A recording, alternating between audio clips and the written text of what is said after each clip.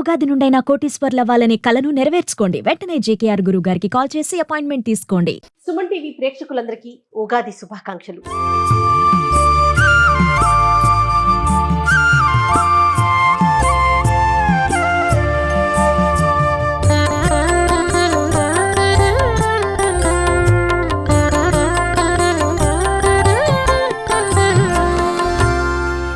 ఈ సంవత్సరం మనందరికీ చాలా సంతోషంగా, ఆనందంగా, ఆరోగ్యంగా ఉండాలని కోరుకుందాం. అయితే మరి రమగారికి వెల్కమ్ చెప్పేద్దాం. నమస్తే రమగారు, ఉగాది శుభాకాంక్షలు అండి. నమస్తే జయ, ఉగాది శుభాకాంక్షలు. Thank you. కొత్త సంవత్సరం, కొత్త కిచెన్తో మనం కొత్త కొత్త వంటలు మాకు అలానే ప్రేక్షకులందరికీ కూడా మీరు తెలియచేయాలి. అవి నేర్చుకుని మేము కూడా చేయాలని నేను కోరుకుంటున్నాను. రమగారు, కొత్త కిచెన్ చాలా బాగుంది. బాగుందా? కలర్ఫుల్ గా అనిపిస్తుందా? కలర్ఫుల్ గా బ్రహ్మాండంగా ఉంది. కొత్త కిచెన్ లో ఉగాది మొదటి రోజున చేసుకునే ఉగాది పచ్చడితో, పండగ రోజున చేసుకునే పచ్చడితోటి స్టార్ట్ చేయటం ఇంకా కొంచెం శోభాయమానంగా కనపడుతుంది. ఇలాగే ప్రతిరోజు కొత్త కొత్త వంటకాలతో, పాత కొత్త మేళవింపుతోటి ముందుకెళ్ళాలి. తప్పకుండా రమగారు. ఆరోగ్యమే ఆనందం కదా. ఆరోగ్యమే మహాభాగ్యం. ఓకే, ఉగాది పచ్చడి చేసుకుందాం. తప్పకుండా అండి. వేపపూత సంపాదించండి. ఈ సంవత్సరం కొంచెం వేపపూత కాస్త తక్కువగా ఉందని అంటున్నారు. దానికి తోడు ఈ 2-3 రోజుల నుంచి పడిన వానలతోటి ఇంకా కొంచెం తక్కువగానే ఉంటుంటుంది. ఇక్కడ మనకి తెలంగాణలో వర్షాలు పడినాయి, మిగతా ప్రదేశాల్లో అయితే బాగానే ఉండుండొచ్చేమో బహుశా. ఆంధ్ర ప్రాంతంలో కూడా పడ్డాయి, చాలా తక్కువ రమగారు. రైట్. ఉగాదికి వేపపూత చాలా ముఖ్యమైనది. మనం పండుగకి దాంతో పాటుగా కొంచెం ఏదైనా వేప చెట్లు ఉంటే వాటి కింద ఒక దుప్పటి కానీ ఒక చాప కానీ పరిస్తే పూత రాలుతుంది కదా, ఆ రాలిన పూతని కలెక్ట్ చేసి పక్కన పెట్టుకోండి. సంవత్సరం అంతా ప్రతి నెల ఒకసారి అంత వేయించుకుని తింటే చాలా మంచిది ఆరోగ్యానికి. తప్పకుండా. అయితే ఏం చేద్దాం, ఉగాది పచ్చడి చేసుకోవాలి కదా మనం. వేపూత నేను కొంచెం ఒలిచి పెట్టుకున్నాను జయ. ఓకే అండి. ఓకే, చక్కగా పువ్వు వరసలుగా అంటే రుచి వరసగా చేద్దాము. కాదు రమ్మగారు, కాయలు ఏంది పెట్టారు కదా, పువ్వు అంతా పువ్వే ఒలిచి పెట్టుకున్నాను నేను.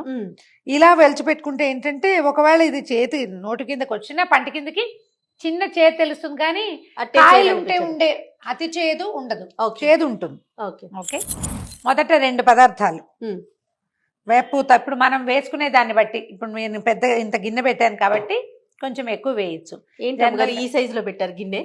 మరి ఇప్పుడు మన ఆఫీస్లో అందరికి తలా ఒక స్పూన్ అయినా ప్రసాదం ఇవ్వాలి కదా, ఖచ్చితంగా. మరి తప్పదు కాబట్టి మొదటది చేదు మొదట వేయద్దండి, అలవాటు చేసుకోండి. తీపి, ఓకే, బెల్లం. బెల్లం శాస్త్రానికి కొంచెమే చేస్తే ఆ మాత్రం బెల్లం, ఇంత వేపూత అన్ని కొంచెం కొంచెం. మనం కొంచెం గిన్నె చేసుకుంటాం కదా, అందుకని బెల్లము చేదు ముందు తీపితో మొదలు, తర్వాత చేదు. ఈ పువ్వు వేసేసేయండి. తర్వాత ఏం చేద్దామంటే ఉప్పు మాత్రం, ఉప్పు పట్టింది. ఉప్పు, కారం, చాకివనా మిరియాలు వేసుకుంటారు జయ కొన్ని ప్రాంతాల్లో. అవునండి, అలవాటుని బట్టి. పచ్చికారం వేసుకునే అలవాటు కూడా కొన్ని చోట్ల కనపడుతుంది. కారపొడి అంటే నేను ఏమనుకుంటానంటే కారపొడి నీటిలో వేస్తే గొట్టొస్తుందని, ఎందుకని ముందు నుంచి మాకు మిర్చి ఇది పచ్చిమిర్చి వేసుకునే అలవాటే. చిన్న ముక్కలు చెయ్యము, కొంచెం పెద్ద పెద్ద ముక్కలు చేస్తాం. ఇది నీటిలో నానేసరికి పిసుకుతాం గట్టిగా, కారం వచ్చేస్తుంది, సరిపోతుంది మనకి. ఒకవేళ పిల్లలుండి మనం తీసేదలుచుకుంటే దీన్ని తీసి పక్కన పెట్టుకోవచ్చు. మేమైతే కారం వేస్తాం రమ్మగారు, మన అలవాటు అంతే. ఇంకొక కూడా వేద్దాం. ఈ ముక్కలు తీసేసేయచ్చు అనమాట. ఒక పెద్దది ఇట్లా చీలికగా చేసి వేసినా కూడా బాగానే ఉంటుంది.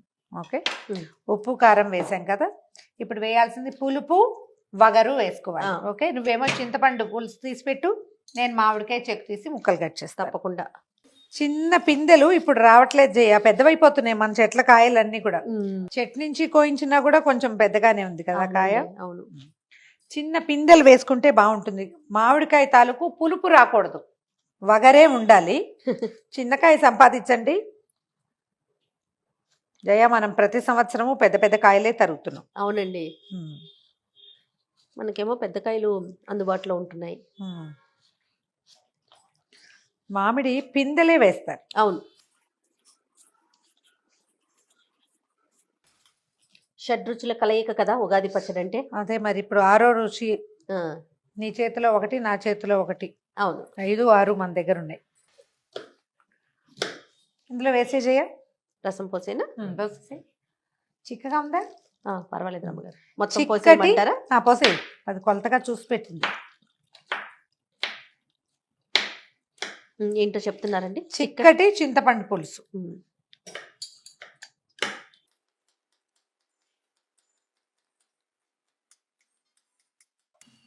లేతగానే ఉంది కదా రమ్మగారు? లేతది, కానీ వగరుగా ఉండే అవకాశం కొంచెం తక్కువే ఉంది. అవునవును. మనకు అది కావాలి.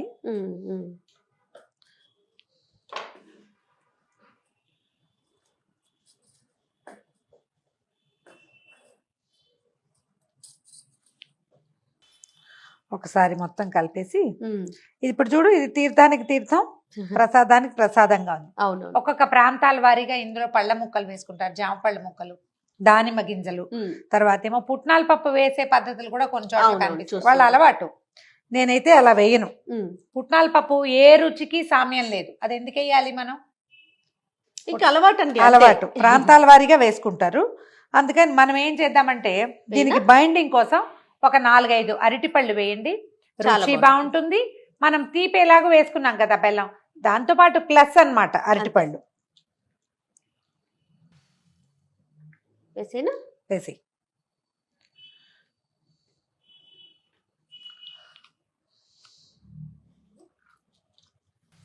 ఇప్పుడు ఇది బైండింగ్ కి బాగుంటుంది. బైండింగ్ కి బాగుంటుంది, చిక్కగా అవుతుంది కొంచెం. అవును. మనం చేతిలో పెట్టినా రన్నింగ్ గా పరిగెత్తుకుని వెళ్ళిపోకుండా ఉంటుంది. ఒక 5-6 అరటిపళ్ళు వేసేస్తాను నేను. వేసి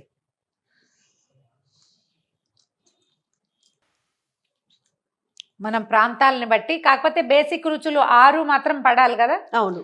ఉప్పు, పులుపు, తీపి, కారం, చేదు, వగరు. ఇంకొక కాయ కావాలండి, చాలా కావాలి. బెల్లం ముక్కలు, సారీ బెల్లం అంటున్నా, చెరుకు ముక్కలు కూడా చూసాను రమ్మగారు నేను. చెరుకు ముక్కలు కూడా వేసుకుంటారు తీపి కోసమే. కాకపోతే చెరుకు ముక్క వేస్తే ఏం చేస్తాం జయ, ఇప్పుడు ఇది ప్రసాదం కదా, అవును, చేతిలో పెడితే మనం నవిలి ఉమ్మేయాల్సి వస్తుంది. అవును, వేసుకుంటారు, వాళ్ళ పద్ధతి. అవును అవును.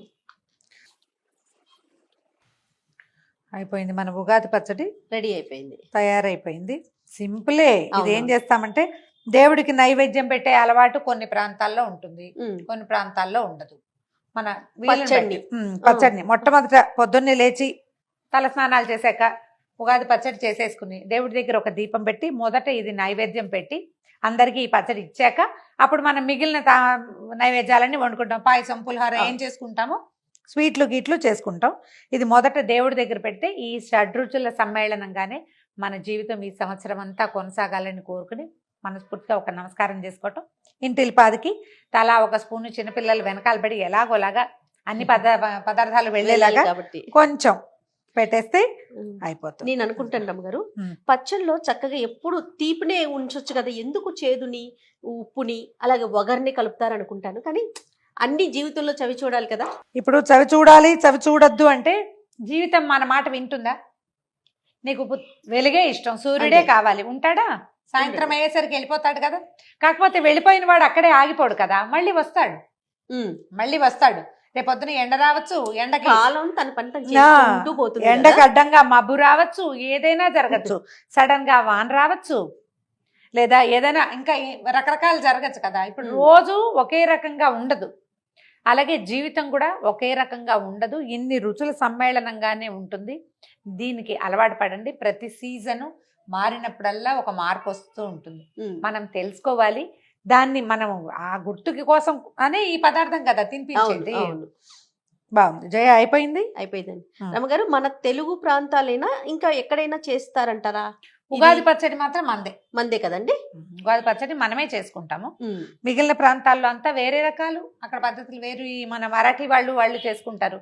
వాళ్ళ వాకిట్లో ఓ ఛత్రం ఎగరేసి తీపి చేసుకుని తింటారు, తీపి పంచుకుంటారు బాగా. అంటే ఇది మొదటి రోజు, ఈ రోజున బాగా జరిగితే సంవత్సరం అంతా బాగా జరుగుతుందని నమ్మకంతో.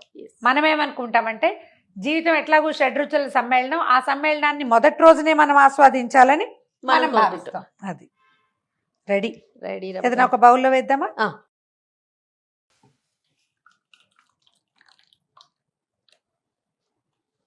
ఓకే, ఇదిగోండి మన ఉగాది పచ్చడి తయారుగా ఉంది. దీన్ని చేద్దాం, దేవుడి దగ్గర పెట్టేద్దాం అంతే. ఓకే, ఇంకా తర్వాత మనం పెట్టుకునే నైవేద్యాలు కానీ అవన్నీ చేసుకుంటాం. అంతే కదా రమ్మగారు? అంతే. మనం ఏం చేయదలుచుకుంటే అది చేయటము, తర్వాత సంగతి తర్వాత. మధ్యాహ్న భోజనం సంగతి మళ్ళీ ఆలోచిద్దాం. ఉదయకాలంలో చేయవలసిన ఉగాది పచ్చడి తయారుగా ఉంది. మేము ఈ పద్ధతుల ప్రకారం చేసుకోండి. ఒకవేళ అది అలవాటు లేని వాళ్ళు ఇలా ట్రై చేయొచ్చు. మనకు కావాల్సిందల్లా షడ్రుచుల సమ్మేళనం మాత్రమే. అది మన పందాలు ఎలాగైనా చేసుకోవచ్చు. ఇంకొకసారి ఉగాది శుభాకాంక్షలు రమ్మగారు. సుమన్ టీవీ ప్రేక్షకులందరికీ ఉగాది శుభాకాంక్షలు.